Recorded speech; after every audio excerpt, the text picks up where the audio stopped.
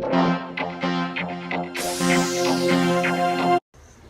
everyone, Mike D'Angelo here, reporting to you live from Lake Oconee, which is about an hour and a half south of Atlanta, Georgia, where I will be covering a story and conducting some interviews based on President Trump's decision to reinstitute and add new sanctions against my mother's country, Iran. So let's get right to it. But before we really delve deep into this topic, let's get some background so that we understand more what we're dealing with. In early of 2016, actually, the U.S., along with other countries, decided to lift their original sanctions placed on Iran for their nuclear program, and this included a new nuclear deal that was signed between the U.S., among other countries, with Iran.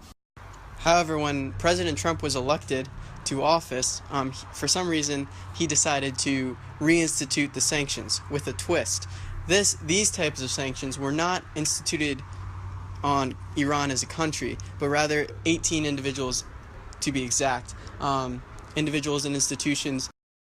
However, President Trump and his administration are not attacking these 18 institutions and individuals based on their involvement in nuclear activities. However, they are being attacked for non-nuclear activities, such as support for ballistic missiles and other such ammunition used for military purposes.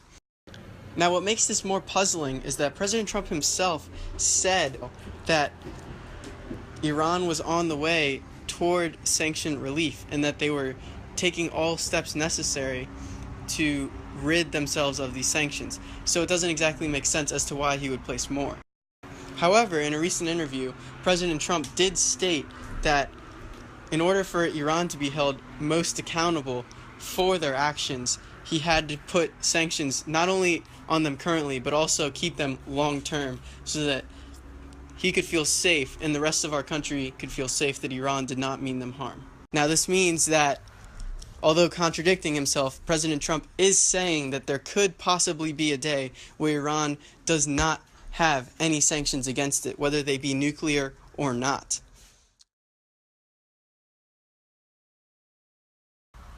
What makes Georgia such an important place for me to visit, covering a story such as this one, is that I have a large number of relatives who live in Georgia that are Iran-born Americans who can offer an amazing insight.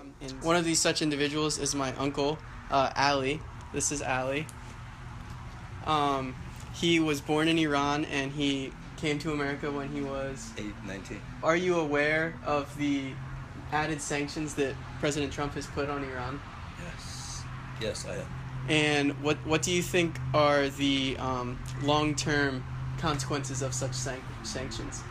I think it is good for political reasons. However, it is not good for the people.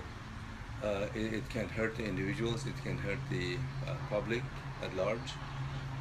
But as far as it goes with what the government is doing, I think it is okay to put those sanctions, but however, it is at the expense of the individuals and the public. Do you think that any changes to the sanctions could make them better for all parties? Can you think of anything off the top of your head? Benefit both parties? Mm-hmm. Well, it can put pressure on the government of Iran, and they could react in such a way that they want to lift those sanctions. سلام حالتون چطوره؟ مرسی برای این. خب Sanction, I believe, is good because we have to see different way. Iranian government is not very good to the Iranian people. They torture a lot of people. They get all journalists. All the jail is full, and they do everything they wanted to do it. And also they help the terrorists at the Lebanon. They help the terrorists everywhere because they thinking they are fanatic Islamic, and that's why they do all of this. And this is very dangerous for the all Middle East. And Mr. Obama started good, but they finished it bad because they send a lot of money, and they can give the money to all the terrorists. And if you look at the people inside the Iran. Everybody getting poor. خب عمو, do you like the Trump sanctions better than the Obama sanctions, and why? Yes, because now Mr. Trump start the new sanction, and that's going to help Iranian people to take over the government and change everything. خب عمو, مرسی برای همه چی. خواهش می‌کنم. Merci. Thank you. Thank you. So, very interesting to see how two people who both grew up in Iran around the exact same time and both came to America around the exact same time with similar backgrounds see it on entirely opposite sides of the spectrum. Very interesting.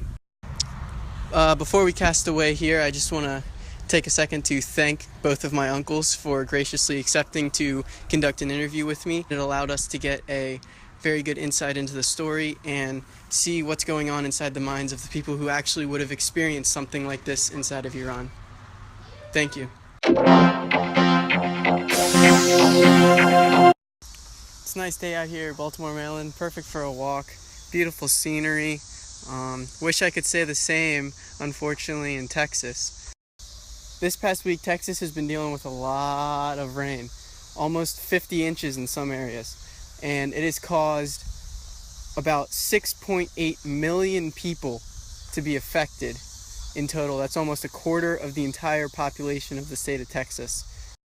All of this comes on account of Hurricane Harvey, which has come to a sort of standstill over the state of Texas and has just been pounding them relentlessly with rain day after day for the past almost week. Because of this horrific disaster, almost 3,000 National Guard and State Guard troops have been deployed. 1,200 FEMA employees, that stands for Federal Emergency Management Agency, as well as 500 vehicles and 14 emergency aircrafts. Luckily, however, people with high water vehicles and boats from nearby states have been driving to help rescue some of these people who are in very, very dire circumstances. If you're asking yourself, why didn't the people evacuate Houston? The answer is because they were never actually given an order to. The most recent cost to repair estimate has been quoted at $190 billion, which would put this as the most expensive and devastating disaster. To take a look at some of the factors that make storms so dangerous and deadly, as well as the standstill factor that seems to have occurred with Hurricane Harvey, we're going to take a trip down to Glen Oak Country School and meet Mr. Silvestri, who is a meteorology expert. So here we are at GCS with Mr. Silvestri, our 8th grade science teacher, who's going to give us a little bit of insight onto Hurricane Harvey here. So, Mr. Silvestri, what aspects of storms can make them so dangerous? So the neat things, but the amazing thing about hurricanes, they have so many different impacts. People always think about the wind, and Hurricane Harvey had some incredible winds, over 100 miles an hour. In fact, some places 130 miles per hour. But the incredible rainfall that happens with hurricanes is devastating, as we saw in Texas and Louisiana. You have tornadoes that can be produced as hurricanes come ashore. And then the storm surge, where the water levels of the Gulf of Mexico, or a body of water, will come up onto the shoreline as the wind of the hurricane actually push the water up onto the land and destroys houses and property. What exactly causes a hurricane or massive tropical storm to, so to speak, stall? So there are belts of wind that go across the world called the jet stream, and there are different types of jet stream. And what's kind of amazing with this storm was that as it came ashore in Texas, these upper level winds that help steer storms in the atmosphere, again the jet stream, essentially they weren't able to pick the storm up and move it to another place in the United States. So as the jet stream kind of lifted to the north and the storm came ashore, there was nothing to steer the storm. It's kind of like a cork that's in the ocean. It's just kind of bobbing around, and if there's no ocean currents to push the cork, it just kind of sits there and bobs around. So the hurricane was kind of left behind as the jet streams were towards the north, and it just sat there over Texas and spun around. As far as technology goes, with the latest technology available today in weather prediction, what is like the maximum amount of days of warning that civilians can get? So the National Hurricane Center puts together what they call kind of a cone of uncertainty of where they think the storm's going to go. And this was for Hurricane Harvey. This was for 4 p.m. on Thursday before the storm came ashore. And as you can see, this kind of white kind of area that they had on the map, that's where they felt the storm would be in between. And they always say don't focus in on one certain point. It could be anywhere within this cone. And as you can see, as we go out into the future, there was a lot of uncertainty with this storm. It almost was like a big circle because they thought the storm would stall and meander around Texas, and that's exactly what happened. But the Hurricane Center tries to give citizens, as you can see here, a 4 to 5 day kind of potential track area where the storm might hit. Mr. Silvestri, before I leave you, do you have any advice or suggestions for either the people who are affected by Hurricane Harvey or those of us in Maryland who are concerned with being prepared for future such events like this? It's always about awareness, always, as it relates to, let's say, weather, just being aware of what's being predicted and always listening to the professionals, always listening to city, state, county managers, emergency managers who will give warnings about what to do in the case of a disaster. Obviously meteorologists who are making predictions and giving the general public information about what might be headed your way, and then always having a plan. Always important to have a plan in case something happens like a hurricane where you do have multiple days to prepare for it. Thank you so much, Mr. Silvestri. It was a pleasure.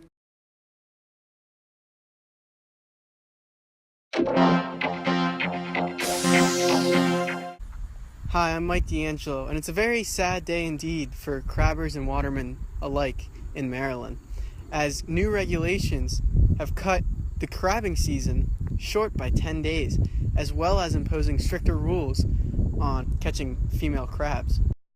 This information comes from a new report conducted by the Chesapeake Bay program, which found a 17% overall number of crabs in the Chesapeake Bay this season. That comes as a shock to most, considering that the past winter was a mild one, and usually mild winters bode well for higher increases in crab populations.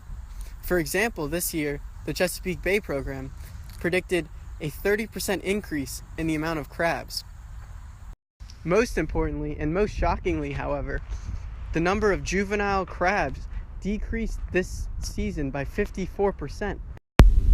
This leaves many crabbers and watermen frustrated due to the fact that lower crab populations mean higher overhead costs and potentially higher sell prices, which will also drive down consumer buying.